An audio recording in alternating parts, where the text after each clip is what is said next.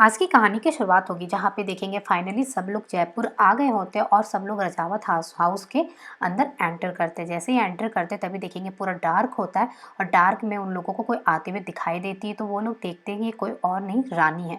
जहाँ आप देखेंगे रानी का रूप बिल्कुल बदल गया होता है, उसके मेकअप सारी सब कुछ बदल गई होती है और यहाँ पे देखेंगे कमर में उस चाबी का गुच्छा भी हैंग करके रखी होती है। उसे देख कर सब लोग बहुत ही ज़्यादा चौंक जाते हैं। यहाँ पे तभी रानी सा जाती है रानी के पास और कहती, तुम यहाँ पे क्या कर रही है?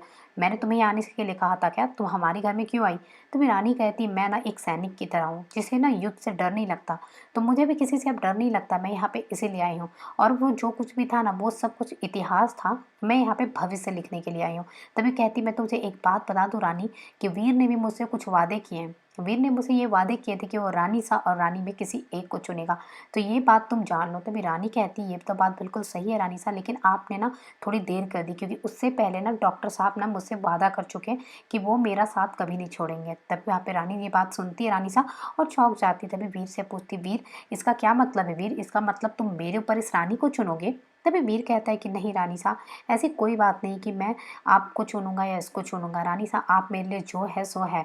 आपने 28 साल तक मेरे लिए जो कुछ किया, अपना नाम दिया, मुझे पढ़ाया लिखाया, मेरी परवरिश की, आपने सब कुछ किया और आपका जगह कोई नहीं ले सकता रानी सा।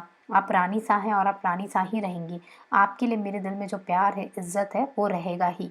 तभी वहाँ बहुत खुश हो जाते हैं, उसे लगता है कि वो अब मुझे ही चुनेगा।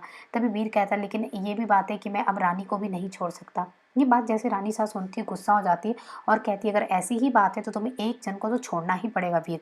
तभी वीर कहता है, मैं किसी को भी नहीं छोड़ना चाहता, मैं आप दोनों के साथ रहना चाहता हूँ। तभी वहाँ पे वो कहती, तब मैं ये घर छोड़कर जा रही हूँ। तभी रानी वहाँ पे आती, रानी सा को गले पड़ने लगती है और कहती, रानी सा आप मुझे छोड़कर क्यों जा रही? मेरी अम्मा तो भगवान के पास चली गई थी बहुत पहले, अब आप मुझसे दूर नहीं जाइए ना। रानी सा उसे धक्का मार देती है और हटा देती है।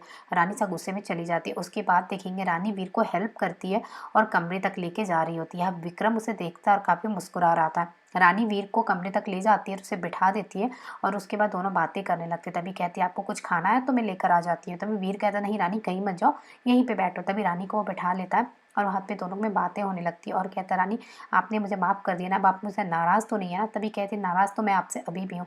आपने कहा था कि आप मेरा ख्याल रखेंगे, तो अब क्या है? आपने अपना क्या हालत बना के रखा? ये टेढ़ा मेढ़ा टूटा फूटा, क्या आप इस तरह से मेरा ख्याल रखेंगे? और तभी वो रानी उसे दवाइयाँ देने लगती, तो वो कहता, मैं खुद दवाई ले लूँगा रानी, तुम रहने दो। रानी जिद करती कि मैं खिला देती हूँ डॉक्टर साहब, पर वो नहीं सुनते और कहते, मैं खुद ही खा लूँगा। तभी रानी एक हाथ में दवाई और पानी दोनों दे देती है। जैसे ही वीर दवाई खाने की कोशिश करते हैं तो सारा पानी उसके शर्ट में गिर जाता है और तभी रानी कहती, ये क्या किया डॉक्टर साहब, पूरा शर्ट भीग गया, रुकिए मैं आपके लिए न्यू शर्ट लेकर आती हूँ। तभी रानी जाती है और दूसरी शर्ट लेकर आती है।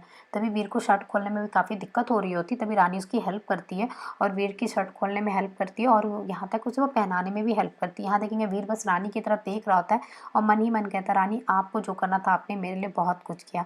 आपने रानी सा के वार को बहुत ही प्यार से जवाब दिया। अब मेरी बारी है कि मैं आपको सपोर्ट करूँ और आपका ध्यान रखूँ।